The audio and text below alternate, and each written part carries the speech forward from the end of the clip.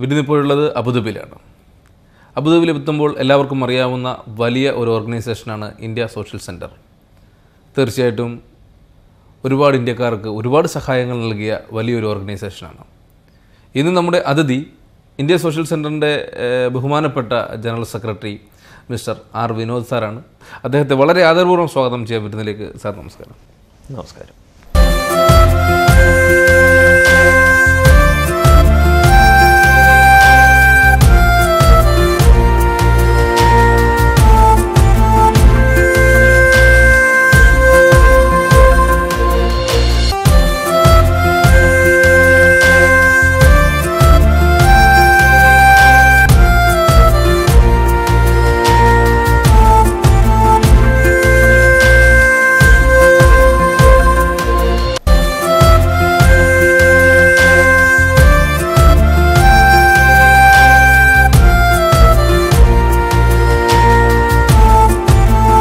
താങ്കളുടെ ഈ ഒരു പ്രവാസ ജീവിതം എങ്ങനെയാണ് തുടങ്ങിയത് എന്ന് ആദ്യം തന്നെ അറിഞ്ഞാൽ സന്തോഷമായിരിക്കും. ഞാൻ അബുദാബിയിൽ വരുന്നത് 1997 97 മുതൽ ഇപ്പോൾ 17 വർഷം പിന്നിടുന്നു. എനിക്ക് പ്രൊഫഷൻ എന്നതിലുപരി ഞാനൊരു പീപ്പിൾ ഓറിയൻറ്റഡ് മനുഷ്യനാണ്. എന്ന് വെച്ചാൽ കഴിയുന്നത്ര ആൾക്കാരായിട്ട് ഇടപഴകാൻ താല്പര്യപ്പെടുന്ന ഒരു വ്യക്തിയാണ്. കൂടുതൽ സമയം വീട്ടിൽ അല്ലാതെയും പുറമേയുള്ള കാര്യങ്ങളിൽ ഇടപെടുക, ഇതൊക്കെയാണ് എൻ്റെ ഫീൽഡ് ഓഫ് ഇൻട്രസ്റ്റ്. താങ്കൾ ഓർക്കുകയാണെങ്കിൽ താങ്കളുടെ ഈ ഒരു ഭരണകാലത്ത് അല്ലെങ്കിൽ ഭരണസമിതിയിൽ ISCക്ക് ഉണ്ടായിട്ടുള്ള നേട്ടങ്ങളും അതുപോലെ തന്നെ ജനങ്ങൾക്ക് പ്രവാസി മലയാളികൾക്ക് കൊടുത്തിട്ടുള്ള അനുകൂലമായ ഘടകങ്ങളും എന്തൊക്കെയാണ്? പല കാര്യങ്ങളിലും ISC ഒരു ക്ലബ്ബ് എന്നുള്ള ഒരു കാഴ്ചപ്പാടിലാണ് ഒരു സാധാരണക്കാരൻ ISCയെ ഇത് നാൾ വരെ കണ്ടുകൊണ്ടിരിക്കുന്നത്. പലരും ഇപ്പോഴും ആ ഒരു ധാരണയിൽ തന്നെയാണ് ഇരിക്കുന്നത്. പക്ഷേ ഇതൊരു ഇന്ത്യ ക്ലബ്ബ് അല്ല, ഇതൊരു ഇന്ത്യ സോഷ്യൽ സെൻറ്ററാണ്. അപ്പോൾ ആ ഒരു കാഴ്ചപ്പാടിൽ തന്നെയായിരുന്നു ഇപ്രാവശ്യം ഞങ്ങളുടെ ഭരണസമിതി പല കാര്യങ്ങളും ചെയ്തത്. വളരെ വ്യക്തമായിട്ട് പറയുകയാണെങ്കിൽ സാധാരണക്കാർക്ക് ഒരുപാട് ചാരിറ്റി പ്രവർത്തനങ്ങൾ ചെയ്യാറുണ്ട്. കഴിഞ്ഞ കൊല്ലം എല്ലാ കൊല്ലങ്ങളും ചെയ്യാറുണ്ട്. ഈ കൊല്ലം വളരെ വ്യക്തമായി തന്നെ അതിന് ഒരു പോർട്ട്ഫോളിയോ ഒരു ഭരണസമിതിയിലെ ഒരു വ്യക്തിക്ക് അത് ഹാൻഡിൽ ചെയ്യാനുള്ളൊരു പോർട്ട്ഫോളിയോ കൊടുത്ത് അദ്ദേഹം തന്നെ അതിനെ നയിച്ചുകൊണ്ടിരിക്കുകയും അതിന് വേണ്ട സപ്പോർട്ടുകൾ ചെയ്യുകയും അങ്ങനെ നമ്മൾ ഒരുപാട് ആൾക്കാർക്ക് മെഡിക്കലി ആവശ്യക്കാർക്ക് സാമ്പത്തിക സപ്പോർട്ട് ചെയ്യുകയും. രണ്ടാമത്തെ വളരെ ഇമ്പോർട്ടൻ്റ് ആയിട്ടുള്ളൊരു അച്ചീവ്മെൻ്റ് എന്ന് പറഞ്ഞാൽ ആദ്യമായിട്ട് ഹോളി ഖുറാൻ കോമ്പറ്റീഷൻ സംഘടിപ്പിച്ചത്, ഖുറാൻ റെസിറ്റേഷൻ കോമ്പറ്റീഷൻ. അത് ഈ പറയുന്ന പോലെ ഔഖാഫ് മിനിസ്ട്രി, അതായത് general authority of Islamic affairs and endowments അവരായിട്ട് കൈകോർത്ത് in association with general authority of Islamic affairs and endowments. താങ്കൾക്ക് വലിയൊരു ബാക്കപ്പ് ഇൻഷുറൻസ് മേഖലയിൽ നിന്നും ലഭിച്ചിട്ടുണ്ട്. താങ്കളുടെ ഒരു ഇൻഷുറൻസ് ജീവിതം, ആ ഒരു കാലഘട്ടത്തെക്കുറിച്ചും അതിൻ്റെ പ്രവർത്തനത്തെക്കുറിച്ചും ഒന്ന് അറിയാൻ നന്നായിരിക്കും. ഞാൻ ഇൻഷുറൻസ് ഫീൽഡിൽ വരുന്നത് 99 ലൈഫ് ഇൻഷുറൻസ് ആയിരുന്നു എൻ്റെ ആദ്യത്തെ മേഖല. അതായത് ഓരോ പ്രവാസിക്കും ഇവിടെ വളരെ അത്യാവശ്യമായിട്ടുള്ളൊരു കാര്യമാണ്, അതായത് നമ്മുടെ ഭാവിക്ക് വേണ്ടി നമ്മൾ സ്വരൂപിക്കുക എന്നുള്ളത്. എൻ്റെ ഒരു മേഖല എന്ന് പറയുന്നത് അവിടെ നിന്ന് അങ്ങോട്ട് ഞാൻ കൂടുതൽ ചിന്തിച്ചു, കൂടുതൽ കാര്യങ്ങൾ ചെയ്തു തുടങ്ങിയെന്ന് പറഞ്ഞാൽ വേറെ വലിയ തരം ഇൻഷുറൻസുകളാണ്.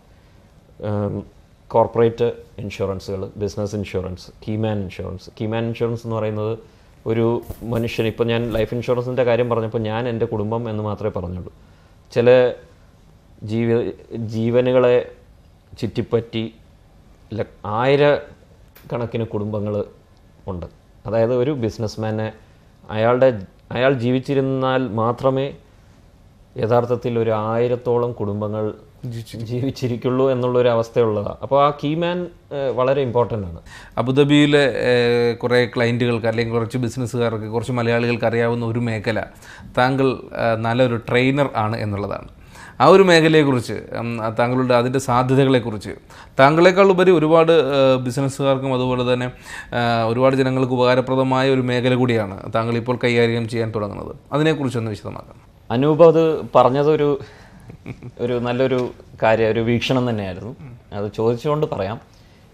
ഞാൻ പലപ്പോഴും ഒരു തൊഴിൽ എന്ന രീതിയിലല്ലാതെ ആണെങ്കിലും ഞാൻ പലർക്കും ട്രെയിനിങ് ചെയ്യാറുണ്ട്. പല കോർപ്പറേറ്റുകളിലും ഞാൻ ട്രെയിനിങ്സ് നടത്താറുണ്ട്. പേഴ്സണാലിറ്റി ഡെവലപ്മെൻറ്റ് ട്രെയിനിങ് ഒരുപാട് ചെയ്യാറുണ്ട്. മാത്രമല്ല ഈ പറയുന്ന പോലെ ഇൻഷുറൻസിൻ്റെ ആയാലും എനിക്കൊരു 26 കൊല്ലത്തിൻ്റെ സെയിൽസ് എക്സ്പീരിയൻസ് ഉള്ള ഒരു വ്യക്തിയാണ്. താങ്കളുടെ ഭാവി പരിപാടികൾ, ഫ്യൂച്ചർ പ്ലാൻസ് എന്ന് ചോദിക്കുകയാണെങ്കിൽ എന്തൊക്കെയായിരിക്കും മറുപടി? ട്രെയിനിങ് എൻ്റെ ഒരു പാഷനും കൂടിയാണ്. ഞാൻ സേവനം എന്നുള്ള ഒരു രീതിയിൽ ഞാനിപ്പോൾ ചെയ്തുകൊണ്ടിരിക്കുന്ന ഒരു സംഗതിയാണെങ്കിലും ഭാവിയിൽ ഞാൻ അതൊരു തൊഴിലായി മാറ്റാനും അത് വളരെ ഉപയോഗപ്രദമായിട്ടുള്ളൊരു സംഗതിയാണ്. 2 മേജർ ഘടകങ്ങളാണ് അതിലുള്ള. ഒന്ന് നോളജ്, 2 സ്കില്ല്. അപ്പോൾ ഇത് രണ്ടും എനിക്കുണ്ടെന്ന് എൻ്റെ ഒരു കോൺഫിഡൻസ് പറയുന്നുണ്ട്. ഞാൻ ഒരുപാട് ട്രെയിനിങ്ങുകൾ നടത്തിയ ഒരു വ്യക്തി, എക്സ്പീരിയൻസ് ഉള്ള ആൾ ആയതുകൊണ്ട് ഞാൻ അതിൽ ശോഭിക്കുമെന്നുള്ളൊരു വിശ്വാസം, എനിക്ക് ആത്മവിശ്വാസം ഉള്ളത് കൊണ്ട്. അപ്പോൾ എന്തായാലും ഇപ്പോഴുള്ള എല്ലാ ഭരണ ആൾക്കാരും മാറി നിന്നുകൊണ്ട് പുതിയൊരു ഇലക്ഷനെ നേരിടേണ്ട സമയമാണ്. ഇനി വരാൻ പോകുന്ന പുതിയ ഭരണകർത്താക്കൾക്ക് താങ്കൾക്ക് കൊടുക്കാനുള്ള ഒരു നിർദ്ദേശം? ഇന്ത്യ സോഷ്യൽ സെൻറ്ററിൽ ഒരു ഇലക്ഷന് ഒരു പ്രത്യേകതയുണ്ട്.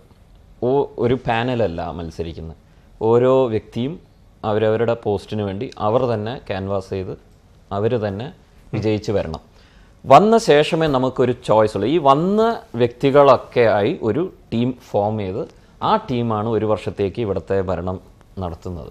ഇനി വരാൻ പോകുന്നവരോട് എന്ന് പറഞ്ഞാൽ എനിക്ക് പറയാനുള്ളത് ഒരു കണ്ടിന്യൂറ്റി എപ്പോഴും വേണം.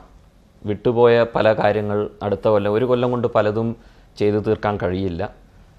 അങ്ങനെ നല്ല കാര്യങ്ങൾ, തുടങ്ങി വെച്ചതായിട്ടുള്ള നല്ല കാര്യങ്ങൾ കണ്ടിന്യൂ ചെയ്യാനായിട്ടുള്ള ഒരു സന്മനസ് എപ്പോഴും പുതിയതായിട്ട് ഭരണം ഏറ്റെടുക്കുന്ന ഭാരവാഹികൾക്ക് ഉണ്ടാവണം എന്നുള്ളതാണ് എൻ്റെ ഒരു.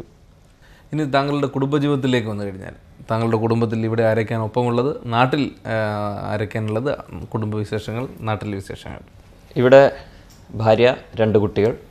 മൂത്ത കുട്ടി മകൻ 6ാം ക്ലാസ്സിൽ പഠിക്കുന്നു, വിഷ്ണു 6ാം ക്ലാസ്സിൽ പഠിക്കുന്നു. രണ്ടാമത് വിദ്യ 3ാം ക്ലാസ്സിൽ പഠിക്കുന്നു, അബുദാബി ഇന്ത്യൻ സ്കൂളിലാണ്. നാട്ടിൽ അച്ഛനും അമ്മയും സഹോദരിയും അളിയനുമുണ്ട്. ഞങ്ങൾ ബേസിക്കലി അച്ഛൻ പാലക്കാടും അമ്മ ഷൊർണൂരുമാണ് തറവാടുള്ളത്. പക്ഷേ ഞാൻ ജനിച്ചും വളർന്നതൊക്കെ തമിഴ്നാട്ടിലാണ്. അതുകൊണ്ടാണ് ഞാൻ കുറച്ച് എൻ്റെ മലയാളത്തിലൊരു തോന്നിയിട്ടുണ്ടെങ്കിൽ ഒരു കാരണം അതാവാം.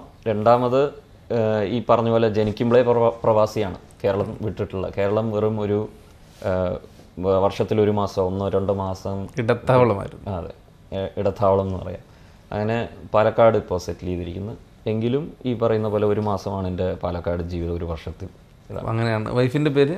ഷിജി വിനോദ്. എല്ലാ പ്രവർത്തനങ്ങൾക്കും ഞങ്ങളുടെ ഹൃദയംഗമായ നന്ദി. എല്ലാം വിജയിച്ചു വരട്ടെ. Thank you very much. Thank you.